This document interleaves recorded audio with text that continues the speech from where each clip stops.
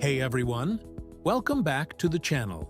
If I had to sum up the most important trend in crypto over the past week or two in a single sentence, it would be this: traditional finance is now entering the crypto world. At scale, head-on, and fully within the regulatory perimeter. From the US Congress to Germany's largest exchange operator, from Swiss banks to Hong Kong's monetary authority, the world's financial infrastructure is converging on the same goal: folding crypto assets into the mainstream financial system. In the next 6 minutes, we'll walk through 5 stories that make this shift impossible to ignore. Story 1. The Clarity Act hits its make-or-break window. Quick primer. This bill is meant to solve a problem that has hung over the industry for years. Is crypto regulated by the SEC or the CFTC? Are tokens securities or commodities? The bill's core idea is to classify most digital assets as commodities under the CFTC, which would be a structural win for the industry. Status check. The House passed it back in July. It has been stuck in the Senate ever since. On April 13th, the Senate came back from Easter recess, and Treasury Secretary Bessent and SEC Chair Atkins have been pushing hard, even framing the bill as a national security priority. But the runway is short. The industry consensus is that if this doesn't pass by late May or early June, the midterm calendar eats the rest of the year, and the bill effectively dies. One near-term catalyst worth watching. On April 16th, the SEC is holding a Clarity Act roundtable.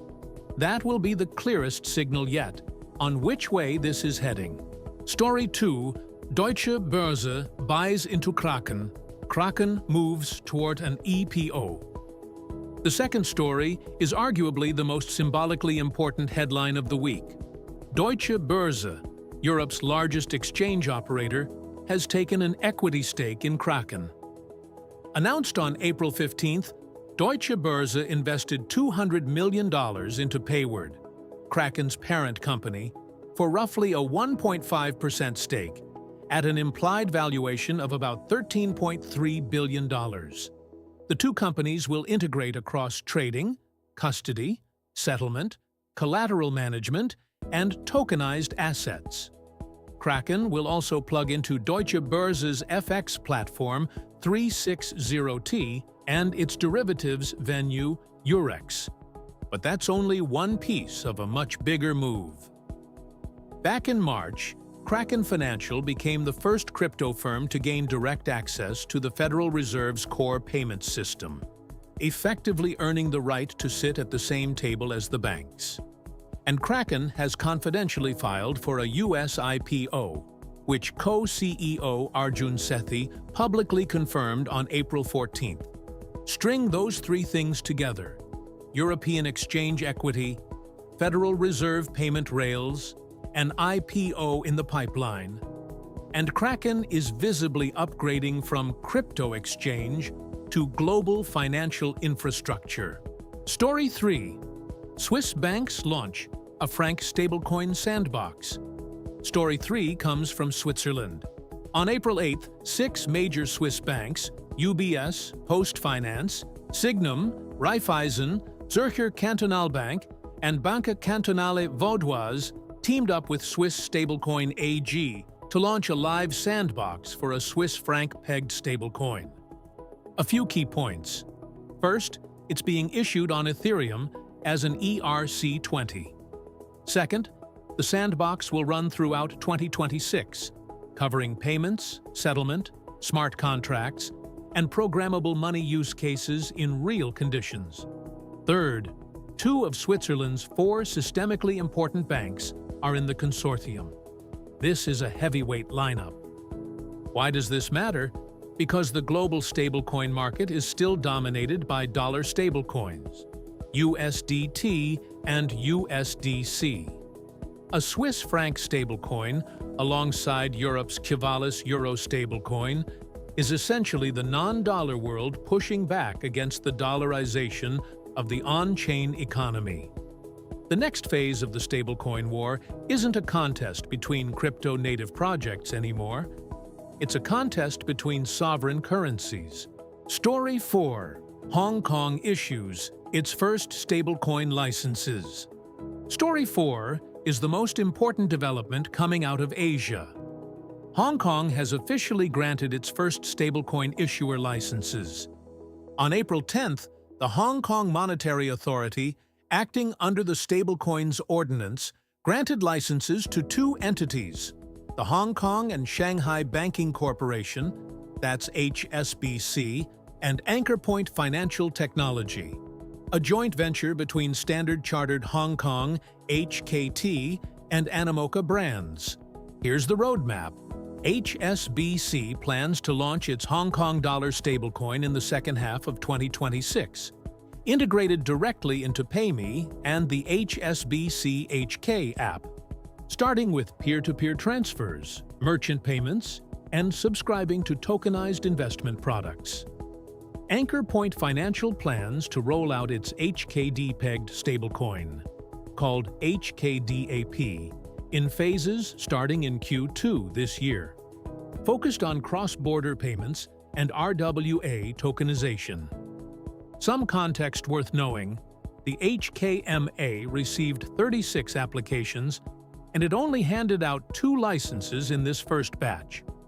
Restrained, strict, bank-led, that's the posture.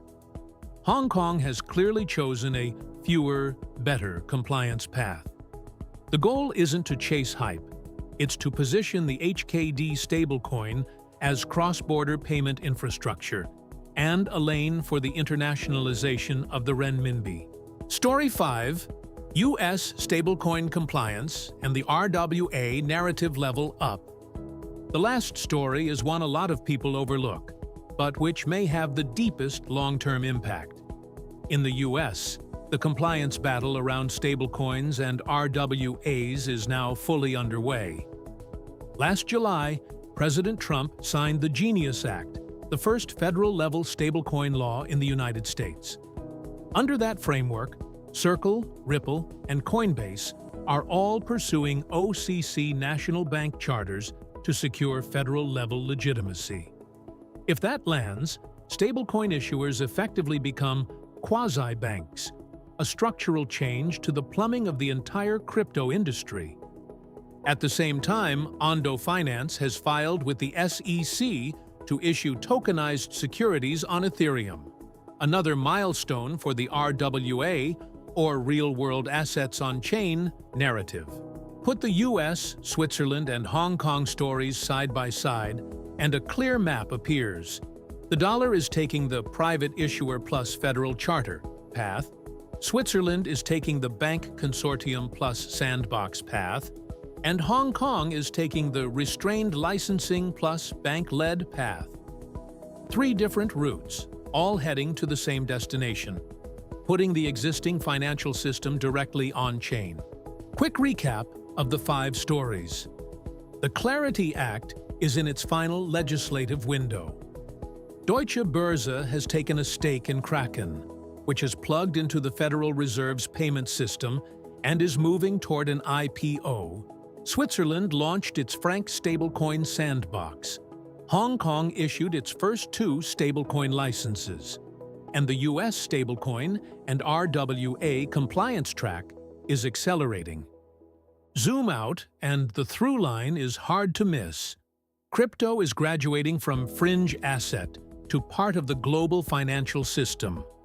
Regulation is landing, legacy institutions are stepping in, and sovereign currencies are going on-chain. This is the structural shift worth tracking for the rest of 2026. If you got something out of this episode, hit like, subscribe, and I'll see you in the next one.